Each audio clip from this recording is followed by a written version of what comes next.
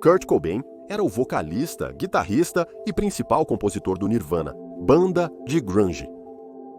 Suas letras ousadas e atitude anti-establishment impactaram significativamente a cena do rock mainstream.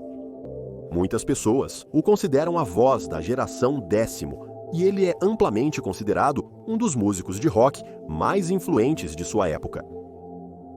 Apesar do sucesso, Kurt enfrentou grandes desafios nos bastidores. Ele lutou com as expectativas que vieram com a fama e a intensa pressão da mídia, particularmente devido ao seu tumultuado casamento com a também musicista Courtney Love. Eles tiveram uma filha, Frances Bean.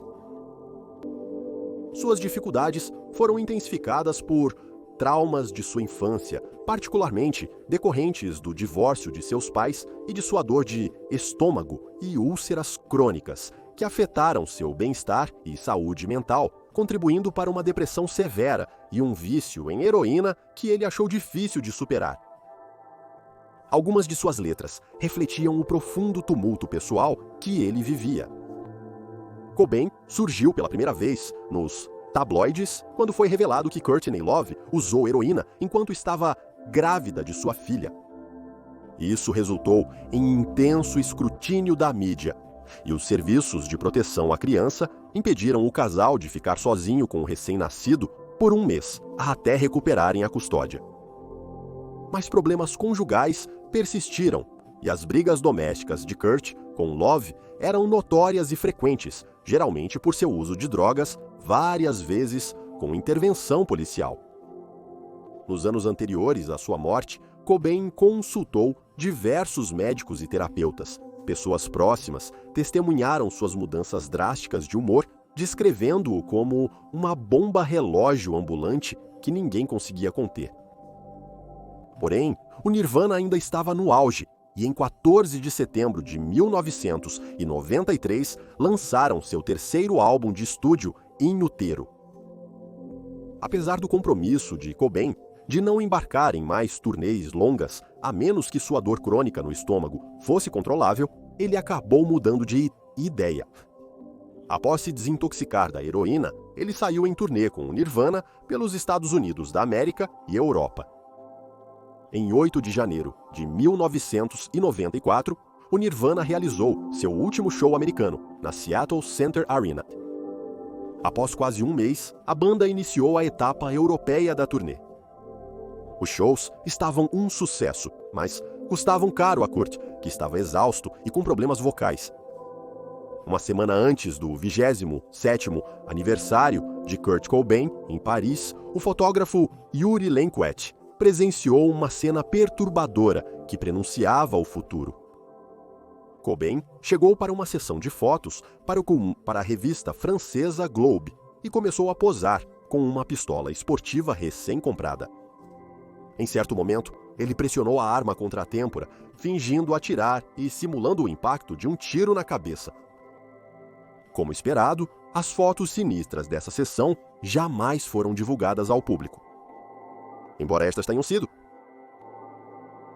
Após shows na França e Itália, incluindo Roma, o Nirvana se apresentou no Terminal Ems, em Munique, Alemanha, em 1º de março de 1994. Ninguém no show poderia imaginar que seria o último deles. Cobain perdeu a voz durante a apresentação e no dia seguinte, um especialista recomendou que ele descansasse a voz e mudasse a forma de cantar. A banda adiou mais 2 shows na Alemanha, em Munique e Offenbach, para os dias 12 e 13 de abril e tirou um descanso.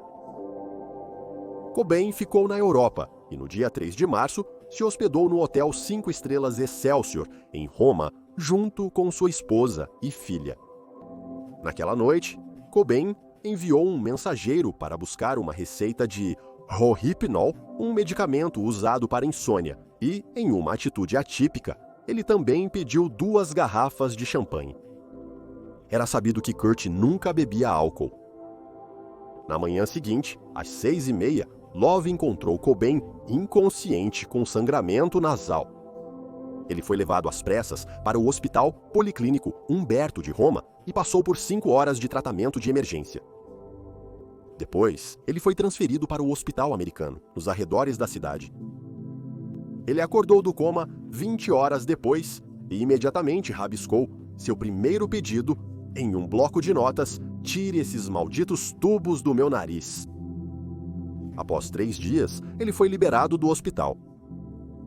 Na época, o incidente foi retratado como acidente, mas depois revelou-se que foram encontradas cerca de 50 pílulas no estômago de Cobain e uma nota de suicídio no local.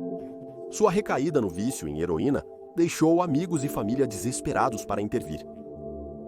Cobain voltou a Seattle, mas sua depressão, uso de drogas e brigas domésticas pioraram. Love às vezes precisava passar noites fora de casa para fugir do comportamento instável do marido. Em 18 de março, Love chamou a polícia após uma briga doméstica se intensificar. Ela disse a eles que seu marido havia se trancado em um quarto com um revólver calibre 38 e disse que iria se matar. Os oficiais confiscaram essa arma e outras na casa, junto com caixas de munição e vários frascos não identificados de pílulas. Nenhuma prisão foi feita.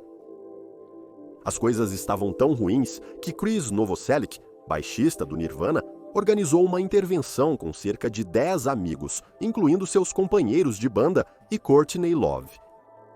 Ela ameaçou deixá-lo e Novoselic disse que iria acabar com a banda se Cobain não se internasse na reabilitação. Após uma tensa discussão de 5 horas, Cobain concordou em entrar em um programa de desintoxicação em Los Angeles naquele mesmo dia, apesar de sua resistência inicial. Porém, já no aeroporto de Seattle, Cobain mudou de ideia e recusou-se a embarcar. Cobain permaneceu em Seattle por mais 5 dias, antes de aceitar ir para Los Angeles para tratamento em 30 de março. Antes de partir, ele parou na casa do seu amigo Dylan Carson, em Lake City, para pedir que ele comprasse uma arma para ele, pois alegou que tinha invasores em sua propriedade em Madrona. Juntos, eles compraram um modelo Remington de 6 rodadas, uma espingarda calibre 1120 e munição por cerca de $300, mas a venda estava no nome de Carlson.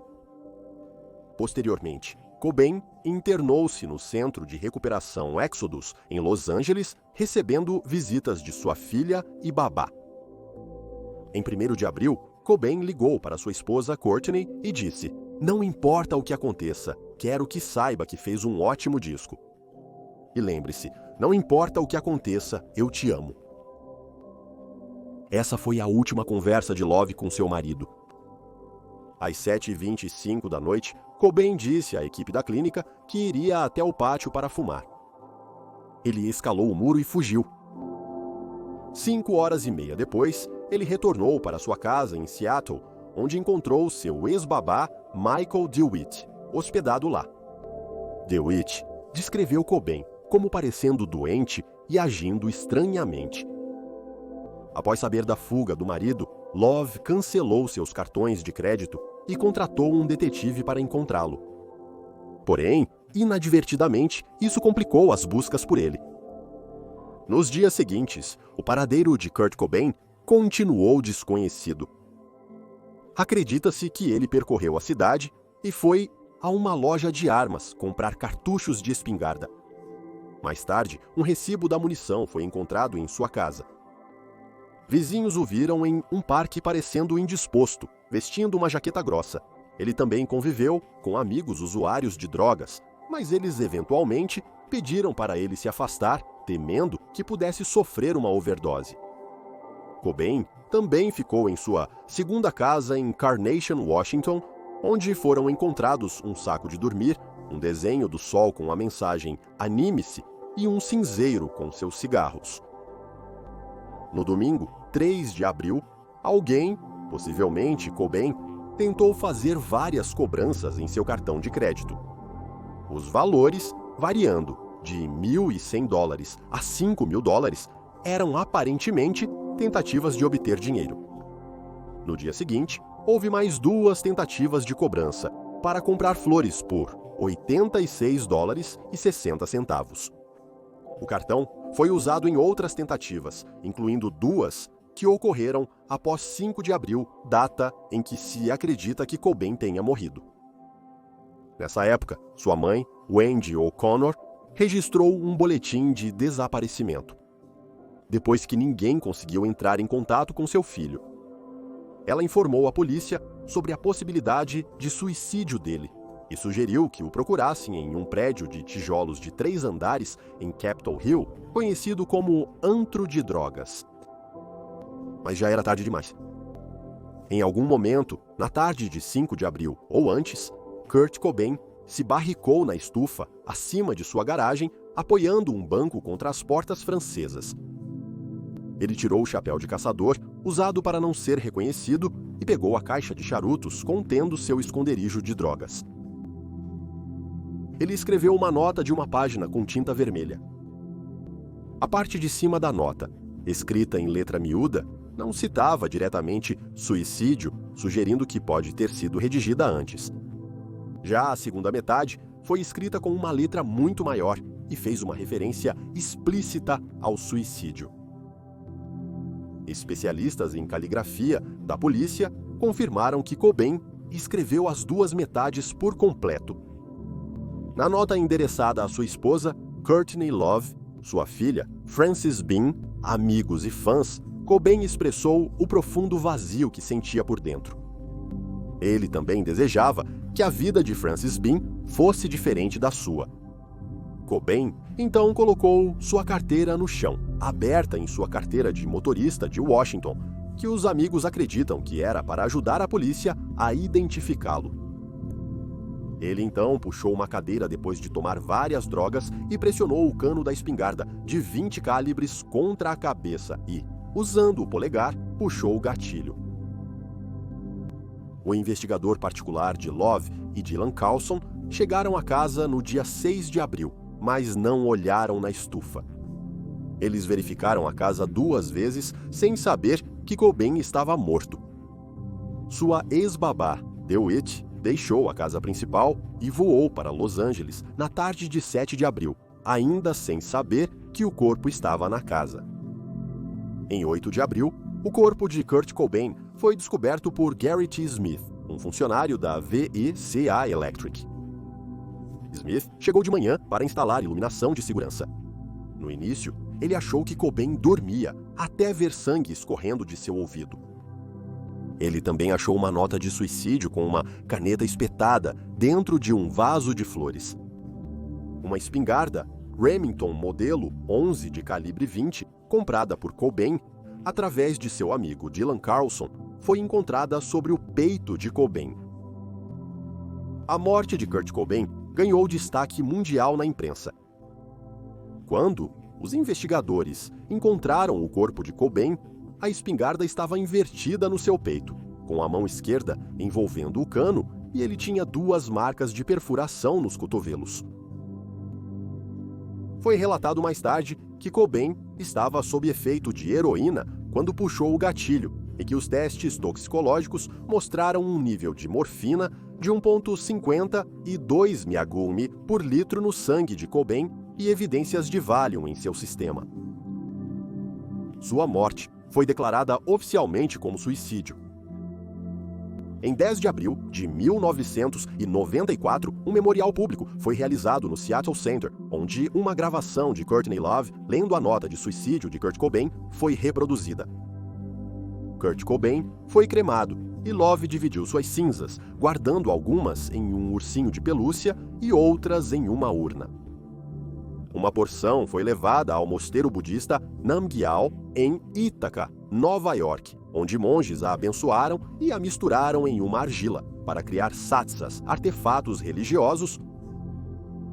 Em 31 de maio de 1999, Love compareceu a uma cerimônia final organizada por sua mãe. Durante o serviço, um monge budista entoou enquanto a filha de Cobain, Frances Bean Cobain, espalhava suas cinzas no McLean Creek, em Olympia, Washington.